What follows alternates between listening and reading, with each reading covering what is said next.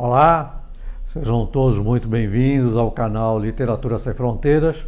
Meu nome é Antônio Panciarelli, eu sou professor de Literatura e Crítica Literária.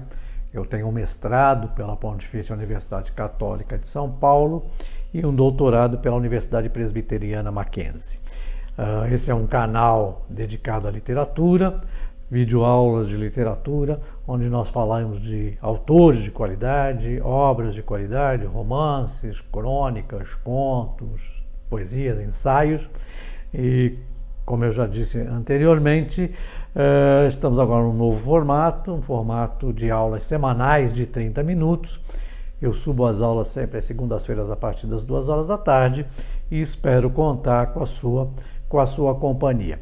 Lembrando, se você está chegando agora, é a primeira videoaula que você assiste. Eu já tenho um histórico de 12 videoaulas, estão todas disponibilizadas, todas disponíveis lá no youtube.com. Basta você acessar a plataforma, digitar meu nome, Antônio Panciarelli, Panciarelli com 2 L's no final, e vão aparecer então todas as videoaulas que nós fizemos até agora. Nós falamos de gente importante, como Antônio Lobo Antunes, João Guimarães Rosa, Thomas Mann, James Joyce, Fernando Pessoa, Ítalo Calvino, Jorge Luiz Borges, Dostoiévski, Albert Camus, Machado de Assis. Então, todas as videoaulas disponíveis lá na plataforma do YouTube. Eram aulas que eu desenvolvi em parceria com a Secretaria da Cultura e Economia Criativa do Governo do Estado de São Paulo, através do programa Oficinas Culturais, mas a partir dessa videoaula de agora, nós estamos iniciando uma carreira solo, né? Eu estou falando com você aqui da minha casa, com um smartphone ali na minha frente, e eu estou sozinho, mas não solitário, porque eu tenho a sua companhia, então eu estou em boa companhia. E para inaugurar esse novo formato, então, como eu prometi, nós vamos falar sobre a escritora Raquel de Queiroz. Já conhece Raquel de Queiroz? Está ligando o nome à pessoa, uma das maiores e importantes escritoras brasileiras de todos os tempos. Raquel de Queiroz nasceu no Ceará, na cidade de Fortaleza, no ano de 1910. Ela era parente de José de Alencar, né, o grande escritor José de Alencar, lembra? A senhora de José de Alencar. Então, Raquel de Queiroz era parente por parte de mãe, né, de José de Alencar, e por parte de pai da uma tradicional família de Quixadá, chamada Queiroz. Então, Raquel de Queiroz é uma filha da terra, né? Mas que imigrou depois para o Rio de Janeiro com a família fugindo da seca que assolou o semiárido nordestino em 1915. Não que a família de Raquel de Queiroz fosse uma família de retirantes, pelo contrário, era uma família abastada, mas o pai achou por bem levar a família para o Rio de Janeiro depois da grande seca que assolou o semiárido nordestino. E essa seca, então, é fruto, né, rendeu um primeiro romance de Raquel de Queiroz, que é o romance que nós vamos abordar aqui agora, que é este aqui, O 15. O 15, esse título refere-se, obviamente, ao ano de 1915, que foi o ano da grande seca, né, uma seca que assolou toda a região nordeste brasileira e que fez com que expulsou muitas famílias, né?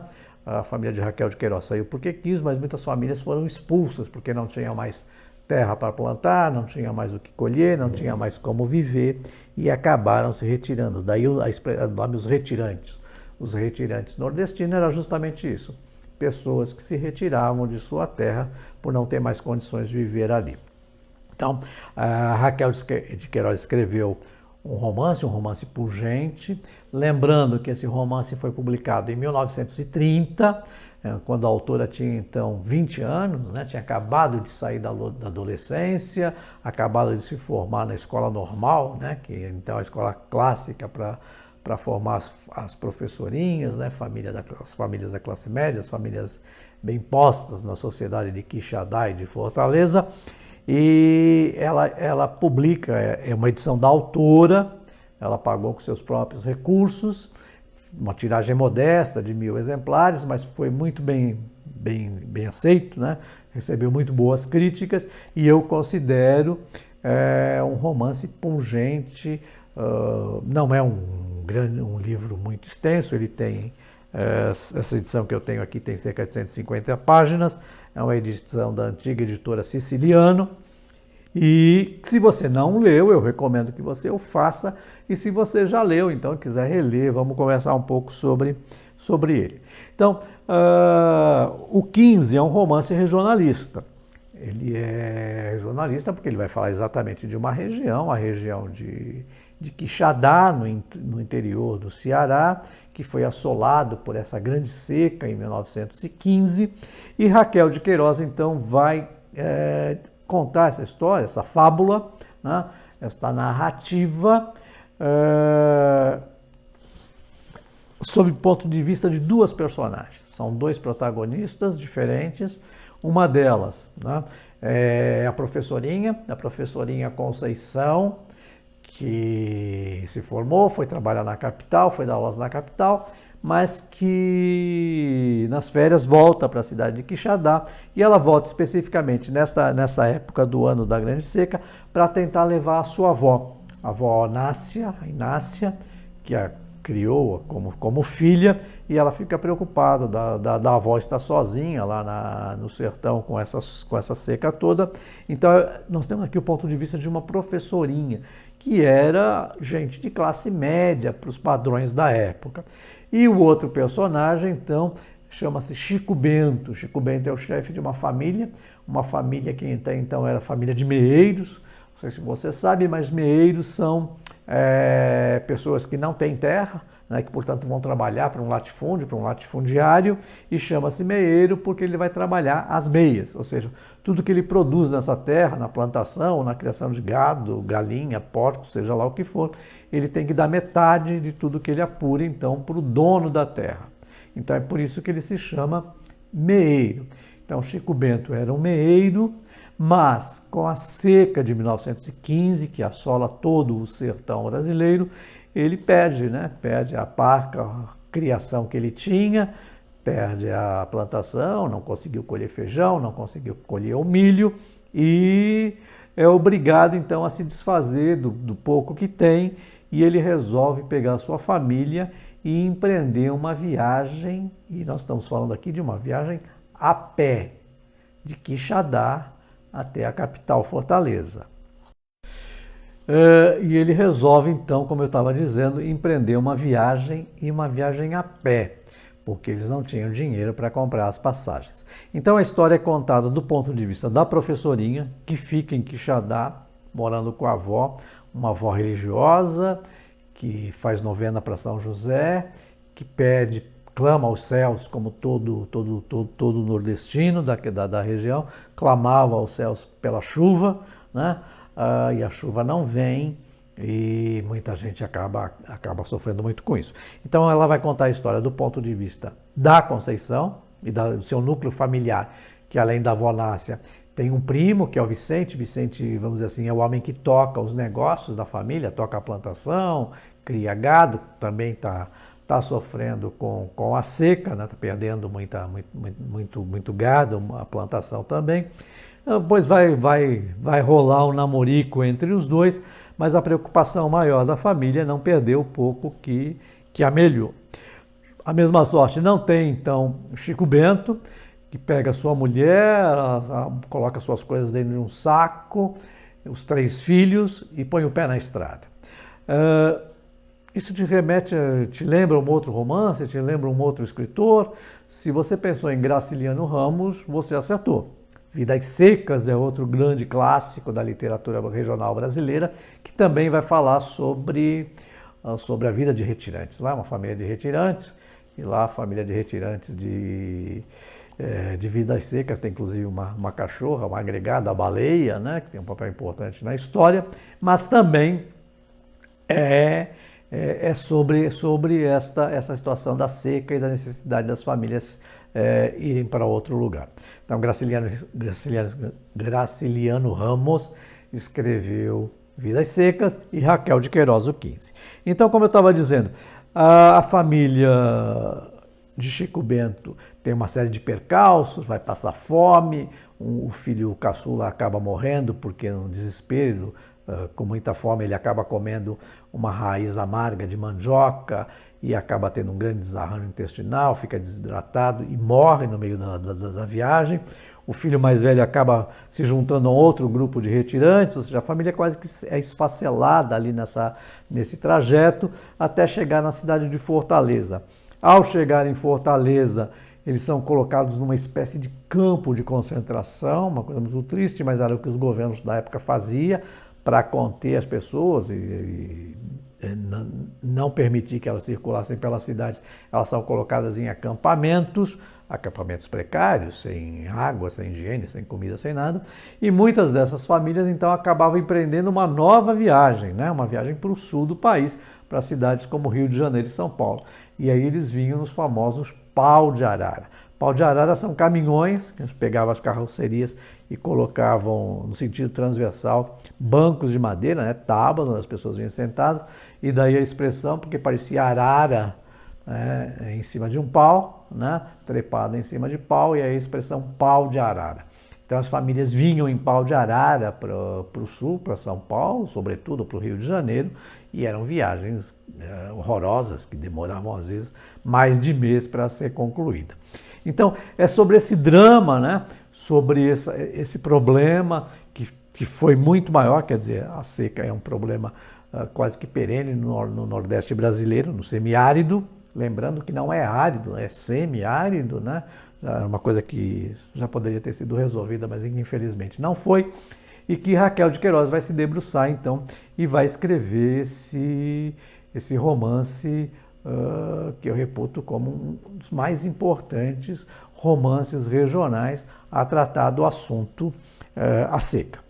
Então, se você não leu ainda, eu sugiro que você o faça, e lembrando, né, que se você quiser comprar livro, o livro está muito caro, eu sempre falo aqui na nossa aula, eu sempre procuro comprar livro em sebos. Se você está em São Paulo, tem um ótimo sebo ali na Praça João Mendes.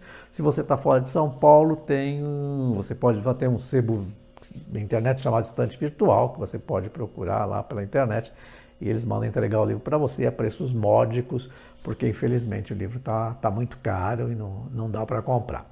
Então, a minha recomendação é essa, e como eu sempre tento linkar aqui algum filme de qualidade que foi feito a partir do livro, eu quero indicar para vocês um filme de 2004, do Jurandir Oliveira, né, chamado O 15. Eu acho que é um filme bastante interessante, se você tiver a oportunidade de fazê-lo, né, de assistir, eu recomendo que você assista, mas lembrando que o filme não substitui o livro, evidentemente.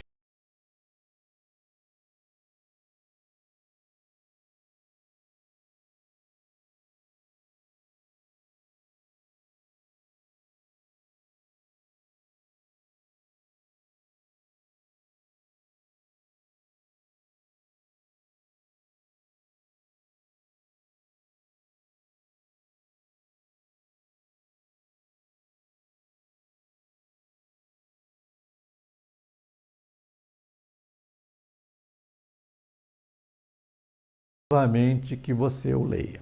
Bom, e o outro romance sobre o qual nós vamos conversar um dedinho de prosa aqui, nós vamos conversar um pouco, que é esse outro aqui, que é Memorial de Maria Moura. Se o 15 foi escrito na flor dos 20 anos, né, uma menina recém-saída da adolescência, este aqui é o contrário, é o livro da maturidade, né? É o livro de uma Raquel de Queiroz mais densa, com mais sustância, né? Nos seus 82 anos de vida, uma autora já consagrada, pelo meio ela escreveu aí outro grande clássico que foram As Três Marias, mas eu escolhi então falar do Memorial de Maria Moura, porque na minha opinião é o melhor romance, é o melhor trabalho da Raquel de Queiroz. Ele foi escrito em 1980, publicado em 1982, essa edição que eu tenho aqui é da Siciliano, ela tem aproximadamente 480 páginas. Também, não sei se está em catálogo ainda, porque a editora Siciliana não existe mais, mas com certeza você vai achá-la em sebo. Memorial de Maria Moura, se lembra de alguma coisa? Muita gente tem lembrança não pelo livro, mas pela minissérie. Memorial de Maria Moura virou uma minissérie primorosa, protagonizado pela atriz Glória Pires. Aliás, um trabalho primoroso da Glória, um trabalho excepcional de direção. Acho que deve estar disponível aí na Globoplay, você deve achar, mas é óbvio que o romance é muito melhor, né? Romance, os livros são sempre melhores que minisséries ou filmes, apesar da qualidade dos mesmos. Se você não leu ainda, então é sobre isso que nós vamos conversar agora. Memorial de Maria Moura. Como eu estava dizendo, então, nós vamos falar sobre o livro e não sobre a minissérie, evidentemente. Bom, o Memorial de Maria Moura é considerado um romance de formação. Romance de formação é uma expressão que vem do alemão, perdoa a minha pronúncia, é Bundesromance em alemão, que significa romance de formação. E o que é um romance de formação? Romance de formação é aquele que o processo de desenvolvimento da personagem ou do conjunto de personagens do livro, ele vai acompanhando o crescimento, né? O crescimento, o desenvolvimento físico, moral, psicológico, estético, social, político da personagem ou de um grupo de personagens. Um exemplo clássico de romance de formação é David Copperfield, de Charles Dickens. Quando eu falo David Copperfield, eu não estou me referindo ao mágico, não. Tem nada a ver com o mágico. É o personagem, é o protagonista da história, David Copperfield, de Charles Dickens. Em inglês, Charles Dickens é considerado um romance de formação. Outro exemplo de romance de formação é O Apanhador no Campo de Centeios. Né? O Apanhador no Campo de Centeios, do J.D. Salinger. Tá ligando o nome? J.D. Salinger, grande escritor norte-americano, premiado escritor. Então, O Apanhador no Campo de Centeios e David Copperfield são exemplos de romance de formação. Então, nosso exemplo de romance de formação aqui é esse aqui, Memorial de Maria Moura. E do que trata Memorial de Maria Moura? Bom, Maria Moura é o nome da personagem e ele vai contar a saga desta menina, Maria Moura, né? Como essa menina vai se desenvolver como mulher, ela vai chefiar um grupo de jagunços no cangaço, fim do século passado, fim do século retrasado, começo do século passado, e do ponto de vista que não é muito comum, que é uma mulher, né? Uma mulher liderando um bando de jagunços, né? Uma mulher liderando um cangaço. A história de Maria Moura começa com a morte da mãe, né? A menina adolescente perde a mãe e a morte da mãe, ela já tinha perdido o pai, a mãe se casa com uma outra pessoa, né? Então tem o padrasto, a morte da mãe é considerada um tanto quanto suspeita e esse padrasto, então, ele se aproveita da situação de estar vivendo sozinho com Maria Moura nesse sítio que era uma herança que ela recebeu da mãe e dos avós, e ele procura se aproveitar da moça e ter uma relação incestuosa com ela. Então o livro começa, Maria Moura, um detalhe importante é que esse livro é narrado do ponto de vista de 3 personagens. Raquel de Queiroz não coloca o narrador onisciente, aquele que vai narrando a história toda, que está acima das personagens, mas é o ponto de vista da Maria Moura, que vai contar a sua história. Um determinado momento, o primo dela entra na história para também contar o seu ponto de vista, e o padre que ouve a confissão de Maria Moura no começo da história, onde Maria Moura conta que mandou matar o padrasto, né? Ela alega que o padrasto estava tentando abusar dela, né? Estava tentando manter uma relação incestuosa com ela, e que para se proteger e para se afastar lá do padrasto, ela manda matar o padrasto. E depois ela manda matar também o sujeito que matou o padrasto dela. Então é uma história de matanças assim, comandada por uma mulher, e ela tem uma série de percalços na vida, né? Ela luta para manter as terras, depois os primos que herdaram um pedaço de terra também querem tomar as terras da Maria Moura, e um primo engendra lá um ardil para sequestrar a Maria Moura, casar-se com ela à força, e a partir daí fica tudo em família, e ela vai então rompendo barreiras, rompendo ciclos, se afirmando como mulher nordestina, uma situação bastante complicada para uma mulher no sertão brasileiro dessa época. Então ela vai narrando as agruras e as conquistas de Maria Moura numa terra dominada por homens, né? Uma terra machista, né?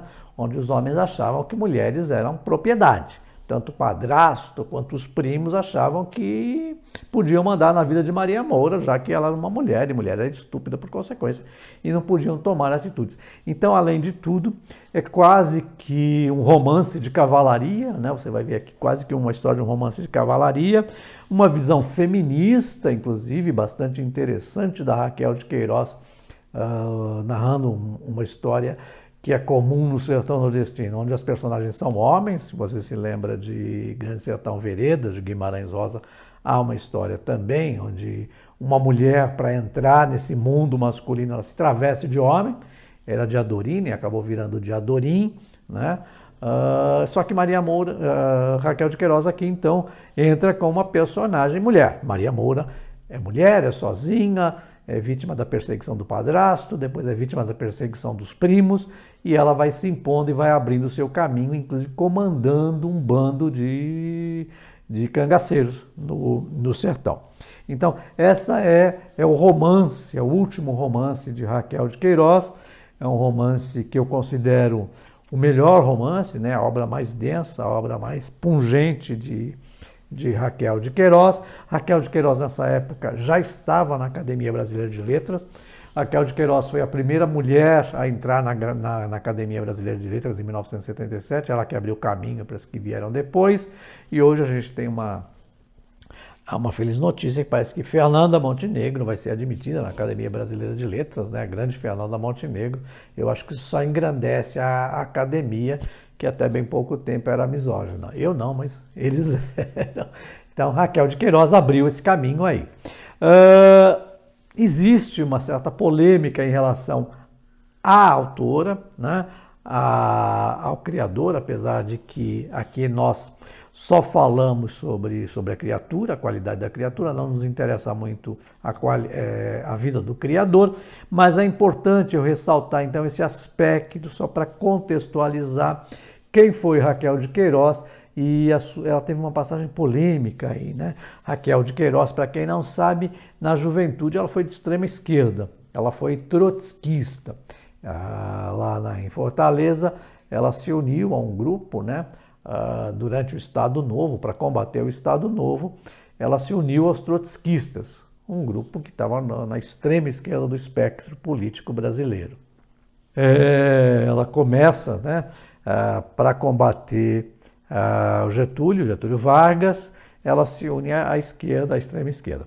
Depois, no Rio de Janeiro, Raquel de Queiroz vai se aproximar de um político, né, que era um político conservador, uma raposa chamada Carlos Lacerda. Há uma afinidade entre Raquel de Queiroz e a política de Carlos Lacerda, da UDN, e ela vai caminhar da extrema esquerda que ela estava, no espectro político e trotskismo, ela vai vir em direção ao centro, até parar lá na UDN, vai se juntar, né? vai se unir a Carlos Lacerda, e ambos vão então apoiar o golpe militar de 1964. Ela vai se unir ao grupo político do Carlos Lacerda e ela vai apoiar o golpe de 1964. Ela tinha um certo parentesco lá com o Marechal Humberto Castelo Branco, e ela defende que o golpe militar era um golpe democrático, né? Castelo Branco era um grande democrata e que ele ia restaurar, né? Ia afastar o perigo comunista que se delineava nas mãos de João Goulart, né? Eles achavam que João Goulart era um grande perigo depois da renúncia de Jânio. Lembrando, Jânio é o principal fator aí que resulta no golpe militar de 74. Com a renúncia de Jânio Quadros em 1961, o poder passa então para o vice-presidente João Goulart, e esse grupo da UDN, esse grupo ligado a Raquel de Queiroz, né? Ao Carlos Lacerda, eles apoiam então abertamente, deliberadamente, o golpe militar comandado, então, por esse parente da Raquel de Queiroz, que é o Castelo Branco. Raquel de Queiroz não se envergonhava disso, ela achava que sim, ela sustentou que sim, que era importante o golpe militar, que era importante porque Castelo Branco ia restaurar a democracia no Brasil, segundo ela, segundo os princípios dela, né? Mas enfim, depois há um golpe dentro do golpe, 68, vem o AI-5 e tal. Eu acho que nesse momento ela não apoia muito, mas ela acha que o problema não era o Castelo Branco, era o que veio depois, era o Costa e Silva e era a truculência do regime militar. Mas ela defendeu abertamente a ditadura militar. E houve um episódio, eu estou falando tudo isso porque eu queria chamar para um episódio. Raquel de Queiroz participou de um programa da TV Cultura de São Paulo chamado Roda Viva. E Roda Viva é aquele onde o entrevistado fica no centro da roda e em volta fica uma série de entrevistadores, jornalistas, escritores, etc., gente de destaque. E nesse dia da Raquel de Queiroz estava lá o escritor Caio Fernando Abreu, já falecido, e o Caio Fernando de Abreu a cobrou muito vigorosamente, né, muito rispidamente sobre a participação, sobre o apoio que ela deu ao golpe militar de 64. Ela, como uma fleuma britânica, né, ela responde a todas as questões. Caio Fernando Abreu foi, inclusive, bastante mal educado com ela. Ela não comprou, ela não entrou num bate-boca com o Caio, manteve uma postura sóbria, mas ela defendeu abertamente, não fez meia-culpa, não disse que se enganou nem nada disso. Ela achava que o golpe militar tinha razão de ser. Tudo isso, né, essa postura política dela ela acabou comprando inimigos. O Caio realmente deixou claro que ele não gostava da pessoa da Raquel de Queiroz, e isso é uma confusão, né? A gente não pode esquecer o papel de Raquel de Queiroz na literatura brasileira, a forma como ela escrevia, né? Uma das maiores escritoras brasileiras de todos os tempos. E se você não leu ainda a Raquel de Queiroz, eu recomendo que você o faça, né? Que você o faça, recomendo vivamente, né? Você o lê. Se você não tem um livro ainda, você pode adquiri-lo se você já leu. É uma oportunidade para retomar essa leitura pungente da grande escritora brasileira. E faleceu em 2003, no ano de 2003, com 93 anos, teve uma produção profícua, foi romancista, foi cronista, polêmica, e deixou um grande legado para a literatura brasileira de todos os tempos. Ok? Se você gostou dessa videoaula de hoje, eu peço que você vá lá e se inscreva no nosso canal, né? Acione a campana ali, o sininho, para você ser lembrado da próxima aula que eu postar. Lembrando que eu vou postar as aulas sempre segunda-feira a partir das 2 horas da tarde. Se você quiser falar comigo, então está aparecendo aqui o meu e-mail, professorpantiarelli@gmail.com. Eu tenho o máximo prazer em responder, eu respondo todos os e-mails que eu recebo. Se você, inclusive, quiser dar alguma sugestão, algum livro, algum tema que eu não abordei ainda e que não está na programação para nós abordarmos, você pode mandar, eu vou ler e considerar com carinho. Lembrando que o único critério exigido aqui no canal Literatura Sem Fronteiras é que seja literatura de qualidade, né? É que a gente privilegia os bons autores e os bons romances. Se você chegou até aqui, se você quiser, eu gostaria que você fosse lá no final e desse um joinha para eu continuar esse trabalho. Se você tiver pachorra, vai lá embaixo, digita um comentáriozinho, né? Dizendo o que você achou, o que você gostou ou não, para que eu tenha um feedback. Assim eu posso saber por que caminhos eu estou indo, se eu estou no caminho certo, e a gente pode garantir o trabalho. Então, lembrando na próxima segunda-feira, a partir das 2 horas da tarde, nós vamos subir a próxima videoaula, e desta vez nós vamos falar da inglesa Virginia Woolf. Ok? Tranquilo? Vejo você até lá. Muito obrigado pela sua atenção. Deixa um joinha lá para mim. Um forte abraço e até a próxima aula. Muito obrigado.